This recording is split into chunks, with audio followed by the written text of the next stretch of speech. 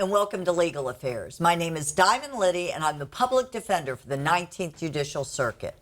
We have a wonderful guest with us, and she has just, before we start the show, Jessica, congratulations. Thank you very much. Thank you. We have with us today Jessica Parrish, welcome, who is our new latest and greatest, and hopefully with us for as long as Karen was, CEO and President of the United Way of St. Lucie County. Yes, thank you for having me. We're going to talk about some of the programs and different things going on this summer. I can't believe it; it's almost over for our children and for the community. But I want to talk a little bit about you first, Jessica. How long? Give us your background. Are you a native Fort Piercian, or what's the deal? Well, I like to consider that, but I was born in California. Okay. Moved here when I was 9, so I mean, come on. Right. You could say pretty native. Yes. Went to public school all in St. Lucie County, elementary, middle, and high school. Graduated from Port St. Lucie High School. Great. Yep. Went to University of Florida, got a bachelor's degree there, came back, ended up working for St. Lucie County in government, went through nonprofits, and then ended up getting my master's in public administration. Wow. And here I am today. How long had you been with United Way before you became the CEO? Just about 3.5 years. Oh, wow. Yep. So prior to being CEO, I was the director of collaborative impact. So over all of our community impact and community programs and funding. Oh, okay. And Karen Knapp, who was how long was she the CEO? My goodness, it seems like forever. Yeah, 20 years in really, that ball game. long? Yeah. Okay. Yeah. It was a long time. Okay. So before we get into the meat of the matter, first of all, you took over the position, what, April? April 1st. Oh, God. And I asked you prior to the show, how does that happen? And I guess the board of directors appoints the CEO. You didn't go. I mean, it was a process. It was a process. Yeah. So anyone interested applied by October 31st, and they whittled the pool down, and then they had a first round of interviews with community members. So they had a panel made up. I think it was about 8 community members or partners of United Way. So like the school district was represented, the county, things like that, and they whittled it down to the top 3. And then the top 3 did an interview with the full board and did a presentation to the community in a community forum. Wow. Yeah, basically just an introduction of you, who you are, what your goals and hopes are, things like that. And then at a board meeting after that interview and the community forum, the board decided who would be the next CEO. Gotcha. It was a lengthy process. Wow. No, that's impressive. And when you started working for United Way, were your aspirations to see where you're going with this? No, I mean, Karen and I had talked about it initially because I had been approached by other local nonprofits to consider applying for there. And I was upfront with Karen. I was like, hey, so-and-so approached me. What do you think? She's like, well, I really think you should stay. And, Right. It's going to happen when I retire, so it's inevitable, but I would really like for you to take over. I said, well, that's what I would like as well.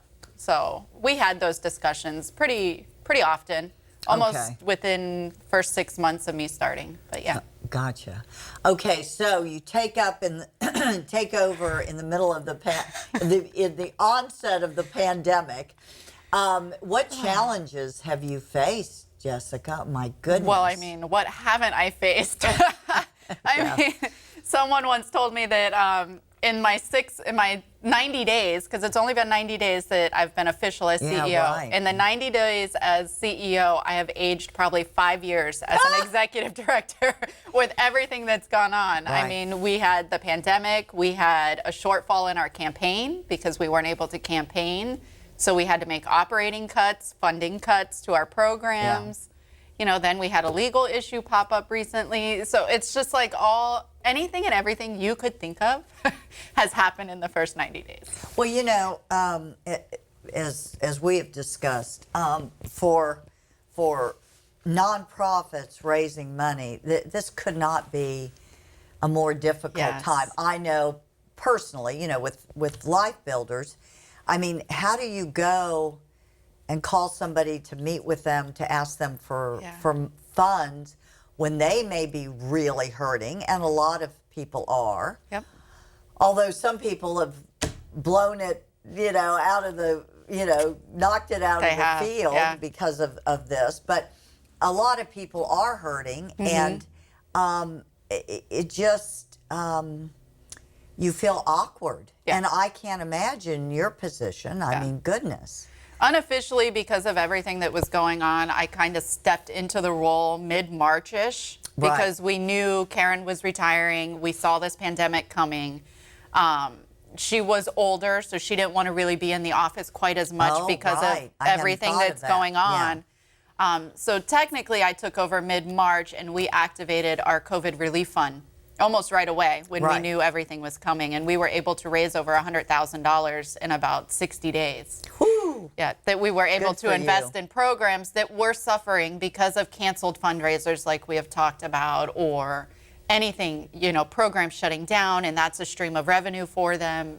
We were able to assist some nonprofits through those funds. Now, are you all physically in the office now, or you're working remote? Not all. So we have some staff members that have young kids, and with summer camps and everything being questionable and even uncomfortable for some parents to send their kids, we have some parents working partial remote, partial in the office as they can flex out. But a majority of the staff are in the office. Gotcha. Yeah. Gotcha. Luckily, we have individual offices, so we are socially distanced, and we are able to keep that separation. Right, and we've done the same. You know, it's the show must go on, literally. Right. Yeah.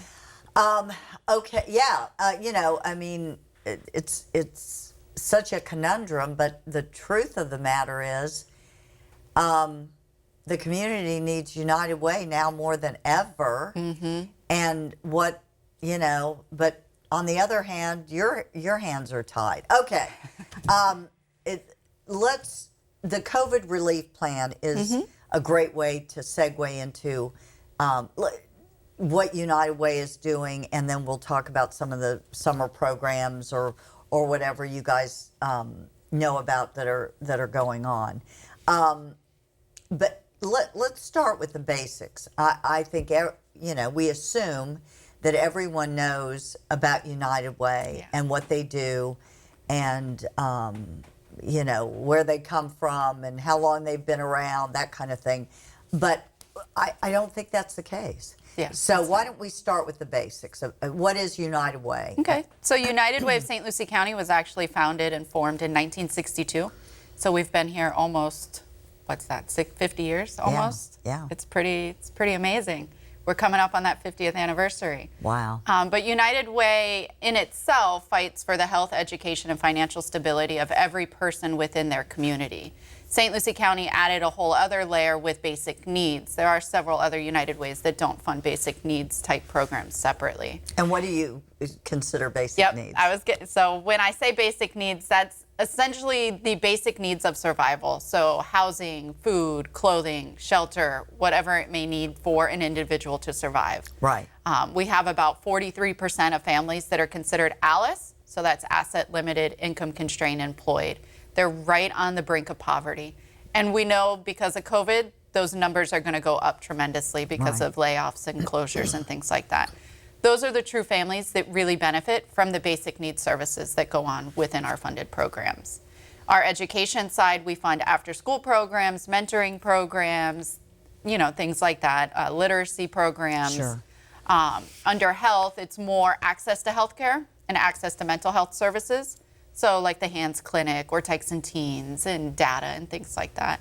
And then we have financial stability, which really helps families get above that poverty level. How can they sustain and get to a stable environment where they can afford to maybe buy a house if they want, or just have a cushion in case a car breaks down or we get a hurricane. Yeah. Because we're in hurricane season. Don't even talk about that. I know. Yeah, so that's basically the premise. United Way does an annual workplace campaign or an annual community campaign where we fundraise and raise funds for us to fund programs meeting those areas within our community. So to summarize, and tell me if I'm wrong, you are a one-stop shopping kind of place. You raise money not for a particular nonprofit. Right. You raise money in a pot, and then nonprofits come to you for funding from that pot. Perfect. Okay. Yep. We typically fund about 26 different programs from 24 agencies, so it gets spread amongst those agencies. Okay. And they range from how much to how little? I think the lowest allocation we have is about $10,000, and it goes up to $75,000, depending on programs and needs on the community. You know, that's the great thing about United Way is they're so invested in the community that they know and they have a pulse on what's going on in the community, and we can shift funding based off what is the need right now. So right now with COVID going on, you could see basic needs services. There's people suffering and need rental assistance because they can't pay their rent, they can't pay utilities. So right now we're looking at possibly a bulk of the funds going towards basic needs. You know, we still have the other pots that are funded, but right now this is the precipice for all of our clients, you know. Right. Or mental health, because we're all mental health is a big one too. Mentally ill at this point, and I mean that panic, seriously. anxiety, it's all through the roof right now because nobody knows what tomorrow will bring. Now, Jessica, you don't alone, and I know the answer to this obviously, but you don't alone make the decision, is there not? And it's not the board of directors either, is it? It's a mix. So we take in the applications and we'll pre-screen them internally to make sure all the documents are there, but every year we recruit a panel of community members. So anyone in the community that's interested in where United Way is providing funding can participate. And they go through all the applications. They sit through presentations from the agencies. In a non-COVID environment, we do tours of agencies. This year we did it all through Zoom, so that was interesting. But the community members really give us an idea of where they think the community needs are and what they recommend for funding moving forward. Now, can you ever step in and say, wait a minute, I know about this, you're going to give so-and-so $50,000 and I have a real problem with that? I mean, can you trump the final decision or no? We can help in open discussions. So anytime the panels start on a certain day, they have about 3 or 4 agencies per day that they review and meet. I will say, you know, such and such agency has this going on. This is great. You know, this agency has this challenge that we've heard about. You know, you may need to look at their financials a little deeper. We do guide them in certain directions and bring some knowledge that we have because of our relationships with the agencies to the table. Gotcha. Okay. So what's hot and happening in St. Lucie County? What isn't right now? You know, what... obviously we're very hot, but I mean, everything has not been shut down, and I want to make sure that people who watch this are made aware of opportunities and help through we probably and we got off track, as I often do, the COVID relief fund. I mean, you want to talk a little bit more on that, and then we can go to the specific. We can, yep. So we have our COVID relief fund that's open. If anyone is interested in donating to specific COVID relief, that's on our website at unitedwayslc.org. All of the funds that come into that pot, we as local funders, so that's United Way, Children's Services Council, Community Foundation, and Allegheny Franciscan Ministries, meet on a weekly basis to review review those applications and to allocate funds as a collective unit, so we can see, you know, we have a spreadsheet of everything and we know exactly where funds are going and what's needed. Okay. So it's done as a collective. Are these to agencies or individuals? To agencies for individuals. So, for example, United Way provided funding to Mustard Seed Ministries for their direct services. We provided funding to Life Builders, to United Against Poverty, all of that, so they can assist their clients or their organization. Because as we've heard, you know, fundraisers can't happen, special events that are typically, you know, prime undesignated funds for these nonprofits are not occurring because of everything that's going on. So they're hurting as well. So these funds also go to help offset operating losses for some of the agencies. And I don't know if you said it on air or not, but we can say it again because it's so impressive. You raised how much money in 90 days or 60 days? It was just over $100,000. Yeah, I mean that's incredible. Yeah. I mean that, and that speaks volumes about our neighbors and our community and the people we share this county with. Yeah. Wow. St. Lucie County definitely responds to a need.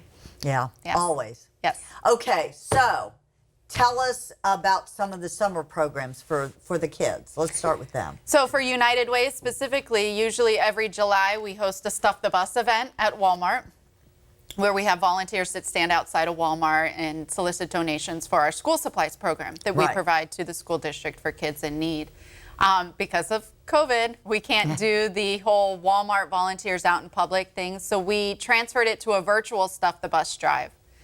So that is live on our website as well. Oh, okay. Through Amazon Smile. So we set up an Amazon Smile wish list, and individuals that are interested in donating can just go online, select it, pay, and it ships directly to our office. Very simple. Whoa. Yeah. Oh, that is great. Every year through Stuff the Bus, we get about 4,000 items and roughly 2,000 in cash donations. So it's a huge event for us internally for our school supplies program. So shifting it to the virtual will be interesting. Yeah. That's just started, so you don't know how It started successful. the end of June, so it ends July 24th. But so far, we're at about 1,000 items that we've received so far. So we gotta catch up. We got to catch up, right? Yeah. And then we also have a huge back to school event coming up the first week in August, where we're asking for volunteers to come out, help us pack backpacks that will be provided to teachers. So we have it set up where teachers could select an appointment and a slot, and they're going to drive in, pick up the backpacks full of supplies, and then just drive out. So it'll all be socially distanced, masks will be required, and we'll have hand sanitizer available. But that way we can get the school supplies to the teachers for those students that will be returning to class on the first day of school. I gotcha. And we really don't know what's going to happen with that, but whether now this will not exempt, obviously. I just want to make it clear that children in need of school supplies or whatever, if they are going to be learning remotely, they're eligible. Are they not for these supplies as well as the school, or aren't they? Not directly through United Way. So United Way doesn't directly distribute supplies to students. It would be through teachers and through schools. Yeah. Okay. So we partnered with the school district and all the schools and provide the supplies to them to disseminate to those students that are in need. I gotcha. Yeah, they're going to be the experts and really know which child needs what. So we rely on them to disseminate all that. Gotcha. Any other programs or whatever, or are all the camps shut down? No, most of them are still up and running. Boys and Girls Club has a camp at the City Hall in Port St. Lucie, not the city, the Civic Center, I think it's called, on US 1. Lindsay School of the Arts is still doing a summer camp, as is Endit and Multicultural Resource Center. They're all still doing them. It's lower clients, lower volume because of the social distancing requirements. So it may be a class of 10 instead of a 30 like you probably would have seen last year. Right. So the capacity is smaller, but they're still operating. Well, let's say Boys and Girls Club, are they, are they open? Mm-hmm. They are. Okay. Yes. So they have, wow. See, of course, not having small children at this time in my life, I'm not as cognizant of, but I was under the understanding that, oh my gosh, parents had nowhere to go or nowhere to entertain their children this summer, but that's not true. No, a lot of the summer camps did close for a time period right at the beginning of COVID, but a majority of them were able to alter their model and really open up and serve those students that need it. Because parents have to get back to work. Everyone's expecting the adults to come back to work, whether it's in person, virtually, however it may be. And having young kids at home could be a distraction for the remote workers, for sure. Yeah.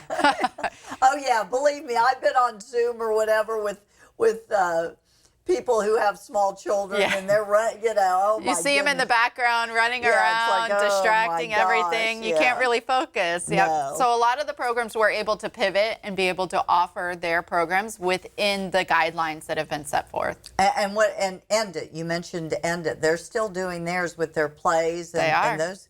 Yep. Wow, that Yeah. is terrific. So they've all figured out a way to be able to offer their services within the guidelines that have been set forth.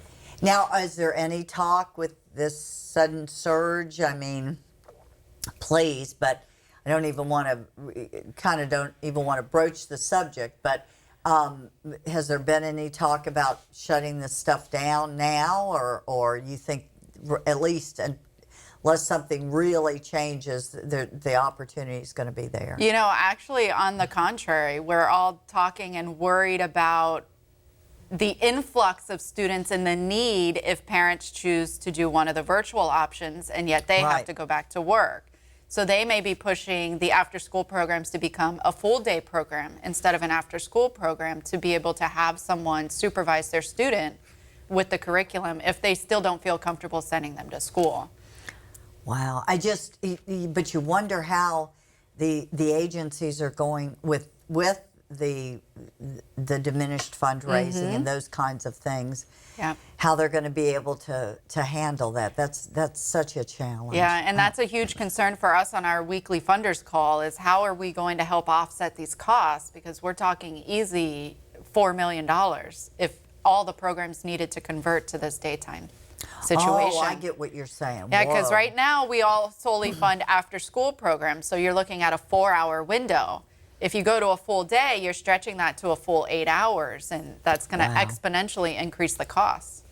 Absolutely. Well, now, okay, if someone is interested in finding out more about, the programs that are still going on, which I had no idea they were, what do they do, Jessica? Go on the United Way website? Yep. They can visit our website at unitedwayslc.org, or they can call 211. 211 is our resource line that can provide them resources within the area that are still operational. And let's talk about 211 for a second. That's somebody I need to have on the show. I don't think I ever have. And they do great work. I mean, what is 211? I think not just for children, for adults, for all of us, people need to be reminded about the great resource 211 is. What is it, Yep, Jessica? so 211 is our resource and referral line. So if anyone is looking for assistance in housing or food or anything, really, they can call 211, and all of the agencies register and provide information on their services in the database, and the people on the other line for 211 are able to track based off where you're calling from and your zip code and what services are within your area. They can give you that contact information and any resources you need. And there's actually live people manning those phones, It is. aren't there? It is live people, yes. And if they get talking to you and they see you might need help in another area, they can guide you as well. They can guide you, yep. Yeah. And 211 also acts as our area suicide prevention hotline. Well, that was kind of what I was talking about without talking about.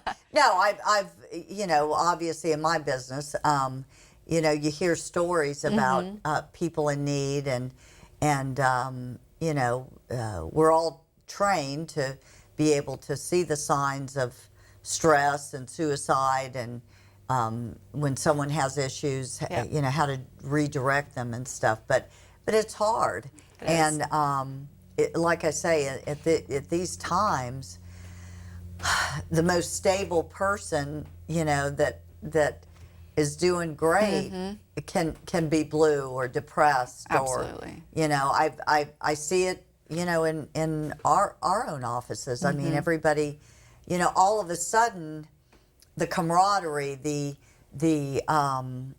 part of the job that is the family part of it. And our office is very, very close. But now they're not sitting in the lunchroom talking about, the new recipe or what they can do on the weekend or their kids or whatever. Yeah, we found that as well when we switched to remote for a time period, that a lot of our staff people struggled not having that interaction or being able to chat and Right. or just see somebody in person, Absolutely. walking down the hallway. Well, I just, I know that just the masks, that kind of takes away from the human interaction that you're so used to. I mean, it's so nice to look at you with your eyes and your teeth and your mouth and get that connection. So Yeah. So we're almost out of time, believe it or not. And give me, if you will, tell us. And we all know Karen did a fabulous job for all those years. But new isn't always necessarily better, but change is really good in many senses. So tell us some of your hopes and dreams and things that you plan on to enhance United Way. I kind of joked with several of our board members that going into the position, I had certain hopes and dreams, and at this point in the game, they're kind of shattered and look a lot different than what they did come January, February, and March when I was planning it all out. But right now, our goal is to set up United Way to help St. Lucie County rebuild after COVID, in whatever means that may be, helping people get back on their feet, helping agencies get back on their feet, reopening or building the capacity for some of our education providers and really helping our health providers as well. Right. So our goal this fiscal year is going to gear our campaign towards rebuild, reimagine, and recover for St. Lucie County. Wow. Okay. But did you come into this position with something that you really felt needed to be changed, needed to be enhanced? I mean, you had to have. Well, yeah, Jessica. of course, yeah. Not criticizing prior leadership, but it's right. If you're passionate about your job, you've got to want to enhance it. Yeah. I really, coming into it, and from my previous background already being at United Way, we have great players in the education arena with Children's Services Council and the school district and things like that. We have great players in the health with the health department and several great health agencies. What we miss is a great leader in the financial stability arena. We have several agencies that do great work, but we can't, and we don't have someone to pull it all together. So really, when I was as the money thing. As far as the money and as far as the direction, because right now we have several financial stability agencies going off and doing their own thing and not really coming together and communicating about the services that they're providing. And, hey, you do this, but I do this. Why can't we partner type of thing? Got it. Or even just a one-stop shop for financial stability where people can go and learn how to increase their credit score, learn how to develop, soft skills for employment. Got it. I really felt that was a great area for United Way to step into and guide the change, since we have great players in some of the other arenas as well. That is spot on. And I see that from a distance. Yeah. So, no, good for you. And I just want to close by saying, keep up the great work. You've got big shoes to fill and a big challenge, but I know you can do it. Awesome. So best of luck. Thank you so much.